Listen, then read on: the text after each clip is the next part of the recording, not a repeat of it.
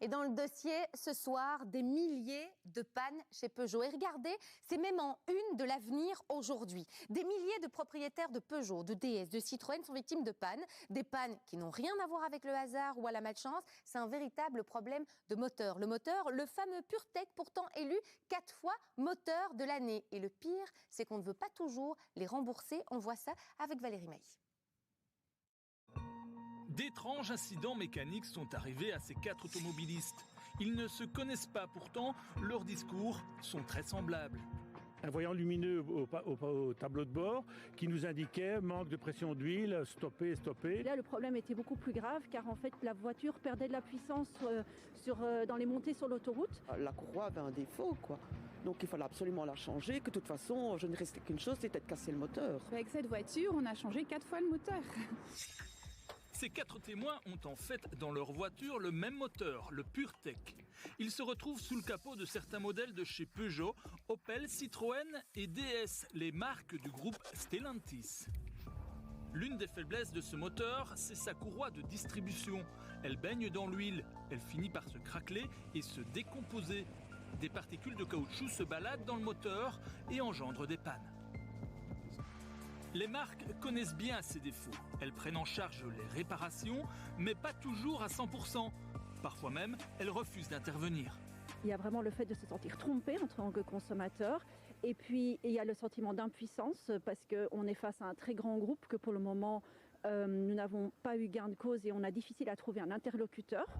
Les frais de nos 4 témoins s'élèvent déjà à plusieurs milliers d'euros. Les propriétaires mécontents se retrouvent sur des groupes Facebook où, comme en France, ils rejoignent une action collective initiée par plusieurs avocats. Parce que nous considérons que nous sommes face à une tromperie et en plus nous considérons également que nous sommes face à une mise en danger de la vie d'autrui dans le sens où les éléments de sécurité comme le freinage sont potentiellement concernés et il est évident que conduire une voiture avec des freins défaillants ou un moteur qui peut casser à tout moment sur l'autoroute, ce n'est pas acceptable, surtout si c'est connu et si c'est récurrent. L'insécurité, c'est la crainte que l'on retrouve en effet chez nos témoins.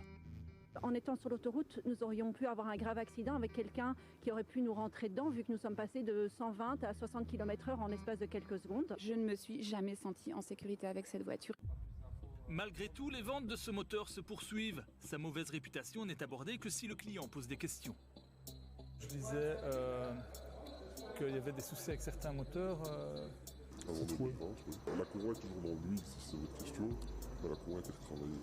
La courroie est plus solide. De toute façon, honnêtement, on prenait une extension de garantie. Payer une extension de garantie en achetant un véhicule réputé peu fiable, l'offre n'est pas très alléchante. Selon des témoignages, les soucis seraient par ailleurs toujours présents sur les modèles après 2020. Nous avons interpellé l'inspection économique. Elle semble découvrir cette affaire.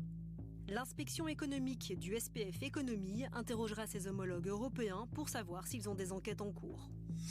Du côté de Stellantis, nous attendons toujours une réponse à notre demande d'interview. La question demeure, y a-t-il eu tromperie pour près de 500 000 propriétaires européens ?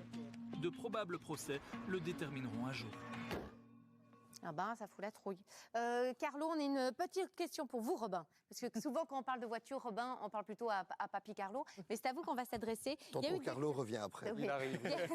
Il y a eu des plaintes collectives du côté de la France. Est-ce qu'il y a des plaintes collectives au niveau de la Belgique ? Ici, pas encore, mais les consommateurs sont certainement pas contents. Ils vont chercher la petite bête ici avec les marques. Donc, on craint des pannes, mais aussi simplement la perte de valeur de la voiture.